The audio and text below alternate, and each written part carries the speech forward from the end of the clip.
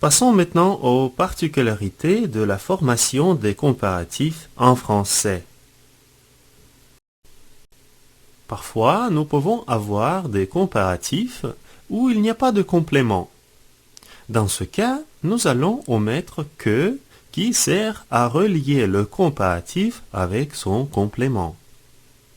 Par exemple, il y a moins de soleil maintenant. J'aimerais aussi attirer votre attention au fait qu'après un nombre, nous allons employer de plus que ou de moins que. Par exemple, j'ai 3 dollars de plus que vous.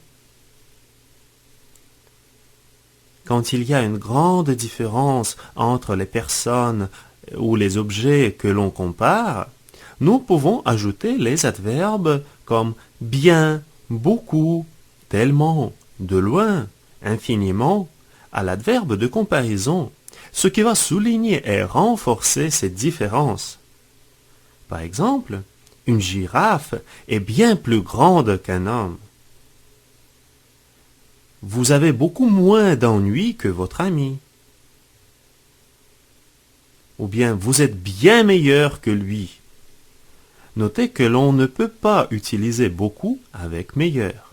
Il faut dire bien meilleur. Encore quelques détails importants. Après les comparatifs supérieur, inférieur, antérieur et postérieur, nous allons utiliser la préposition à et non pas que comme d'habitude.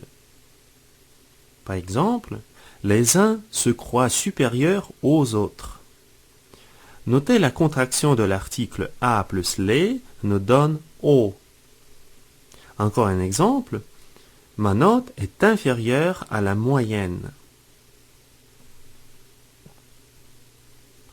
Quand la deuxième partie d'une comparaison est une proposition, c'est-à-dire pas un seul mot mais toute une phrase, il faut employer un ne explétif, le pronom neutre le ou ne le ensemble, devant le verbe de cette proposition.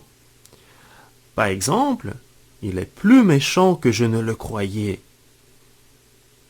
Ou bien, il est plus méchant que je ne croyais.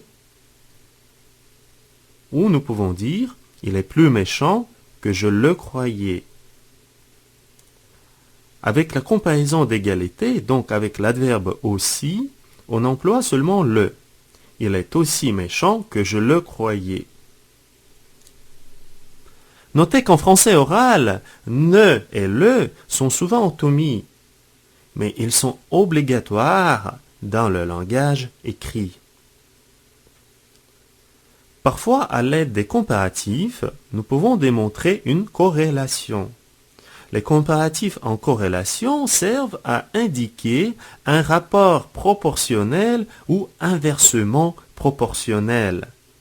Par exemple, plus vous mangerez, plus vous grossirez. Ou bien, plus on fait d'exercice, mieux on se porte.